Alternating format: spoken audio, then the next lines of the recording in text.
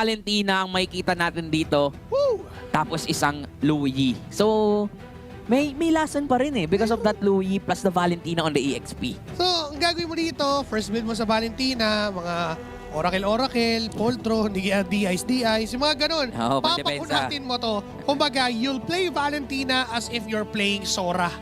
The only problem is, paano kung di magpakita sa'yo yung Sora? Pero magtatagpo naman talaga sila. Magtatagpo naman. Oo. Pero at some point, pwedeng iwasan bigla ni Ludpi. Parang hindi na makipag-laning. Oo. Diba? Punta na lang siya sa ibang parte ng mapa. Hanap na lang ng gulo. Tingnan natin kung anong mangyayari dito sa laban ng Sky Kings at sa laban ng isang team na sinasabi sila din ay mga hari. Sino kaya ang mananalo dito on this best of one? Gusto nila, of course, magtuloy-tuloy yung momentum mula kahapon. This is Onyx Indonesia versus Yangon Galacticos. Simulan natin ang laban. Di man natin makita na ang Dark Knight ay magfo-fall sa Sky Kings. Pero ibang putahe naman ang inihain sa atin ng Yangon Galacticos. Sa Valentina EXP and Louis, you would really expect a lot of counter-initiations and engagements from Yangon Galacticos. Early rotation from Suns. This is just below 1 minute. Nandun na agad sa EXP. At dahil dun sa ginawa ni Sans, na-miss ni Ying yung isang minion. So malaking bagay yon para sa mga EXP laner. Yep. Sobrang importante na maklear mo lahat ng minions mo for the first 2 minutes para makapanalo kayo doon sa turtle. And masabi nga natin na kayang gawin yon ni Sans kasi Farsa siya eh. Meanwhile for Lina, aantayin niya pa yung level 4. Aantayin niya pa yung ultimate niya dito para makapanggulat sila. And grabe din si Ludpi, no? Talagang gusto niyang iparamdam na lamang siya dun sa 1v1. Well, technically, lamang talaga siya kasi kung titingnan mo yung base stats ng hero itself, bababa yung innate armor or magic resist or HP ng isang Valentina compared to a Sora na literal na fighter. So pinaparamdam niya na, well, kahit counter ka sa akin, kahit trinato nila yung Sora bilang dating Lucas, okay lang. Naka-basic common emblem nga din si Ying eh. So para dun sa Forza Mana. Pero kung di ako nagkamali, si Ludpi naman naka-tank base emblem yata para dun sa kunat. Pero naka-focus tayo masyado dun sa i-explain kasi parang parang kakaiba eh. Di ba? Parang nakita natin na pwedeng ito yung sagot doon sa isang Sora. Pero anong isasagot ng Yangon Galacticos dito sa Leomord ni Kuya Kyrie? Walang purple buff si Han. Would be impossible to reach for this turtle. Pero papasok! Kyrie still will get Uy, set up! objective. Napagandang set up mula kay Ludpi pero nasaktan si Bang! Ying. Nabuhay pa si Kyrie. Kaso nga lang si Ludpi ang naging kapalit. 2 XP laners. Pinag-uusapan kasi natin eh. Yan tuloy. Sila yung nabigyan. Sila yung nakita na spotlightan. Pero sa baba, Skylar versus Stitch. Nakita din natin no, yung tapatan nila would really be a huge role para din dito. Parang you're talking about Claude na rin. Nakadikit na rin sa pangalan niya yan. Diba? Sa tagal niya nang nag-MLBB, tinan mo Claude yung nakadikit na pangalan. Alam mong matagal na alam mong veterano na. Pero ngayon, carry ang hawak niya and he's gonna be facing that Claude mula dito kay Stitch. Meanwhile, Sans, ginamit niya na yung Feathered Airstrike para lang magbigay ng warning shot. Ganito na ako kasakit. Nananakot eh, no? Tapos, napagana pa rin naman ni Lina yung kanilang ultimate. Pero wait, laban na naman dito sa may banang ibaba. Napilitan na gumamit at tawagin si Barbiel. Pero yung kabayo dito ni Blink, natakot dun sa tunay. Oo, hindi niya na kailangan tawagin kasi nakadikit sa katawan niya yan. Pero, imbis na lumaban ay tumakbot na pilitang umatras ang Yangon Galacticos. Ngayon, nandyan si Yobik, si Kiboy. Akala ni Blink makakatipi na siya, makakaalis na siya, pero ginuno ng onti ni Kiboy. As of now, masasabi natin na hindi totally na ma-maximize yung funny pick ni Han. Wala silang mahanap na pick ko. Ayun, pinag-uusapan na naman natin Kasi naman Nagpapakitang gilas tuloy.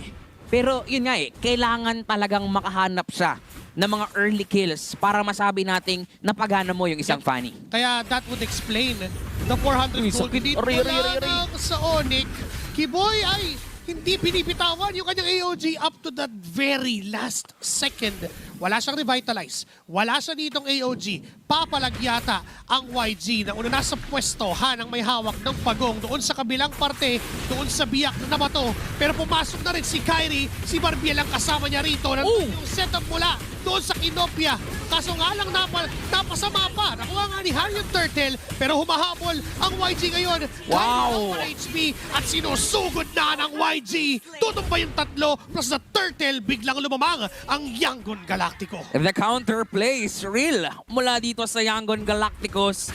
Napakaganda nung pagpasok ni Ying with the flicker, sabay transform into that torrent, into that cloud form. Diba nagulat eh, nasira yung composition dito ng Onyx Valentina na surpresahin. And literal, na-caught off guard doon ang YG. Alam mo- Ay, na-caught off guard doon ng Onyx. Onyx, and even si Kyrie, kahit pa sabihin natin may kakayahan siyang ilaban ng ilaban yun, pero because of the maximum sustain din na mayroon ng Yangon Galacticos, remember this is a high loss, and alam nga nila na wala si Kiboy doon. Binigyan nga nila ng maaga eh. Walang revitalize, walang AOG. There is no option for Kiboy to re-engage. And mabibigyan lang siya. And yun yung naging idea ng yung AOG na. Ayan, babalik tayo inside the game. Ano nga bang mangyayari sa mga latter portions ng laban na to? Kasi as of now, in the first 6 minutes ng laban na ito, 8 minutes ng laban na ito, YG ang may lamang. But still, that's under 1K gold lead na meron sila. But since you're up against Onyx, malaking bagay nga yung 1K na yan eh. Ngayon, ito na talaga yung pinaka-testing ng best of one. Kaya ba talaga ng Onyx Indonesia na pumalag kapag mga ganitong klase yung laban o mananatili sila dun sa burden na ang hirap pag best of one? Kasi ngayon, mukhang sila yung pinapahirapan. Yup. Unti-unti nang nakokontrol ng Yangon Galacticos yung mapang ginagalawan ng Onyx. Yun pala yung rason, no, bakit nag-high loss sila dito, but nag-Louis. They really want to control. They really want to be the tempo maker dito sa game na to. And for Onyx ID, wala din pa silang magawa sa ngayon, even though sumasama si Lutpi. Parang nasasagot ng Yangon Galacticos paano nila papalagan yung setups na pinaprovide ni Lutpi. Pero mukhang merong nagbabadya na kaguluhan dito patungo doon sa Turtle. Ito na yata yung oras na sasama yung carry ni Skylar. Ito na. Kahit di pa online, sige, sama na. Kasi baka ito yung maging switch at maging on na. Nangangaray si Blinko. Ito na yung simula. Ito yung sinasabi natin. Mawawala yung angas ng dalawang tangke kapag sumama na yung dalawang marksmen. Ngayon, 5 miyembro sa 5. Kompleto, parehas. Susubok na kunin ang pinakahuling pagong ng labang. Lutpi! Lutpi with a setup. Nakakuha ng isa. Kaso nga lang, si Blink lang yun. Naku po, natutumba. At unti-unting namamaga. Pero si Stitch sa may Blazing Tumid din naman doon sa likuran na si Lutpi yung target niya. Pero nadakap, napigilan. At si Kyrie na kumukuha ng turtle. Nandun naman si Han. Wow! Kunin at agawin yan. Ngayon si Kiboy mo pa AOG away. 1-to-1 trade. Pero turtle ay hawak ng Yangon Galacticos. Yangon Galacticos pa rin ang mananalo dun sa teamfight. And not just the teamfight, even sa pag-secure ng Turtle. At mabilis, nalilipat dun sa baba para mas malaki pa yung ikakalamang nila. Alam na alam nila how to counterplay against Onyx ID. Literal, na for the first 7 minutes ng larong ito, puro counterplay lang ang ginagawa nila. Inaantay nila si Lutpi, gamitin yung kanyang cloud form, mag-set up sila, lalayo yung Yangon, at dun sila papasok kapag na-exhaust na ang mga resources ng Onyx. Tsaka wala ding choice kasi itong si Lutpi. Sabihin pa natin na kahit may Thunder Form, yung Sora, teka lang, nandiyan na yung pagsisimula ng laban, yung Kinopia. Wow! Uy! Wait! Cloud Form, pero may count initiation dito ang Onyx ID. Sumausa ng onti itong si Han, nasaktan ng bihagya si Lutpi, pero dalawa sa dalawa yung naging palitan. Equal pa rin yung trade ng dalawang kupunan. Di ba tapos? 2v2, hindi pa tapos. Pero Gibi? mapapa, diversion away lang. Sabi ni Lutpi, sige, ikaw na lang. Kaya ko na yung sarili ko. Pero hanggang dun sa laban na yun, tablado pa rin. Mid lane with the gold, kapalit ng EXP with the gold lane. Talagang equal pa rin yung nagiging palitan dito ng dalawang teams natin. And for sure, for Yangon Galacticos, parang kailangan yata nilang ikalma yung mga sarili nila kasi nakita nila yung strength ng Sora to counterplay. Diba? Tinry nila Tinry nilang pasukin sa torre, pero yun nga, may torre din kasi. And for Onyx ID, gusto nila yun na tinatry lumaban and sila naman yung ka-counterplay. Sila naman yung gagawa ng paraan para makapanalo. Ang kaso lang, because of the lead na meron ni Yangon Galacticos, hindi pa kaya ng Onyx. So, parang safe to say, na kung sino yung mainip, yun yung talo. Parang gano'n na nga. Di ba? Kasi ang nangyayari, kung mauuna kayo, merong counter-engage mechanic yung kalaban. For Onyx Indonesia, nandyan yung tunay na Cloud Form. Yung tunay na Sora. And for Yangon Galacticos, nandyan yung Hylos and nandyan din naman yung Kinopia na Sora. So paunahan, pero, ay hindi pala paunahan, pahulihan. Oo, kumbaga kailangan mong magtimpi. Patience is a virtue para dito sa game na to. Ang problema lang din, kayang-kaya ng Yangon Galacticos mang macro dito eh. They have the Fanny, they have the Louis, they can control yung mismong kabuuan ng mapa kasi meron silang global presence. Meanwhile, for Onyx ID, yup, they have Suns, pero risky naman kung ipapadala natin sa malayong pwesto si Suns. At kapag nag-team fight, lugi tayo. Nagamit na yung Cloud Form ni Lutfi.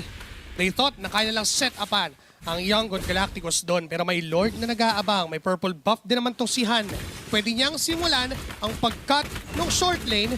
Pero hindi naman yon ang pupuntahan. Tuloy pa rin sa paghawak ng posisyon doon sa Lord.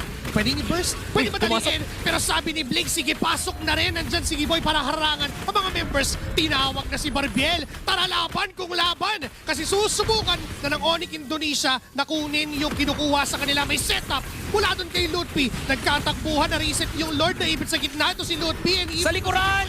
Pero sabi ni Han sa likod ang punta. Pero sabi ni Lutfi, akin ka ngayon may Counter naman! Kinopia na Cloud Form mula doon sa Sora. Ngayon si Skyline are low. Inabutan ng dash ni Ying. Kaya naman yung dalawang kapalit from Onyx ID ay isa lang from Yangon. Ito yung sinasabi natin na tila ba pag nainip ka, talo ka.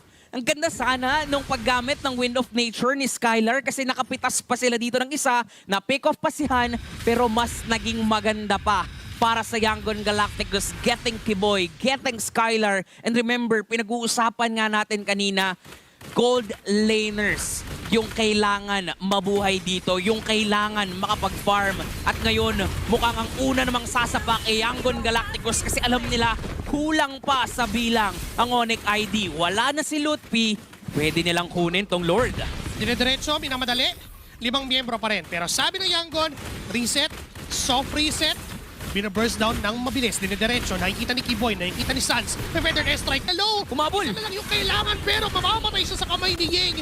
Pero aatras na rin ang Onyx Indonesia. It's Yangon Galacticos proving na kaya nilang sumabay sa Sky Kings. Ibang klase si Ying sa paggamit ng Valentina, sa paggamit ng mga kits na meron yung kalaban niyang Sora. Diba, alam niya kung kailan gagamitin yung Thunder Form, kung kailan siya magka-Cloud Form, and definitely, Yangon Galacticos are the one controlling this game. Ito na naman ba yung pakaba ng Onyx ID?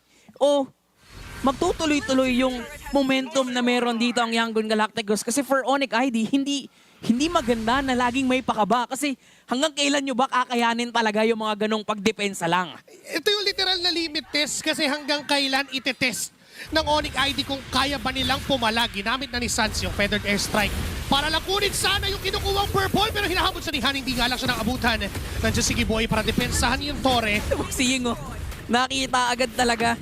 All eyes on to Lutfi. Pag lumapit ka, akin ka. Nakuha agad yung minimithi niya, yung ultimate ng Sora na kahit pa paano nagagamit niya ng mas maganda. Pero may setup pala kay Lutfi na kung atrasan lang bigla may AOC na hindi tumama. Ngayon oras na ba para sa Yangon na counter engage pero they are taking things slowly. Han doon sa top lane against Skyrie pero cleaner lang pala yung mga minions. Sinubukan na i-push yung Torre tapos atrasan, alisan, disiplina para sa Yangon. Grabe no, yung trigger discipline nila dito. Men, hindi nila pinindot for Ying to make a counterplay.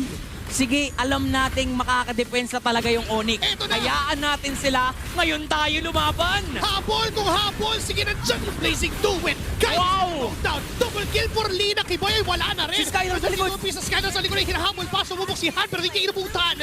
Ngayon Ngayon ang Yangon Galacticos nagmamadalit gigil na gigil. Tatlong tutumba para sa Onyx Indonesia at meron pang minions sa itaas na pwedeng diretsuhin pa base. Tatlong miyembro ang laban lamang sa dalawa. Pwedeng tumawerlock at yun ang sinusubukan. Tumatowerlock na nga! Pero sinatry pa rin. Nandiyan yung Venom Nation mula kay Sticks. Pero tutumba si Skylar sa kamay ng Yangon and Yangon Galacticos pulling up the upset. They took down the Sky Kings. The Myanmar representatives proving us and showing us that they can defeat the Kings. Kaya din nilang makipagsabayan sa mga hari. Hindi nga lang makipagsabayan, kaya din nilang tumalo ng hari. Oh my goodness! Sinabayan at hinigitan. Wow! Yangon Galacticos takes the series, sending Onyx down to the 1-1 bracket. May rason kung Wow. bakit isa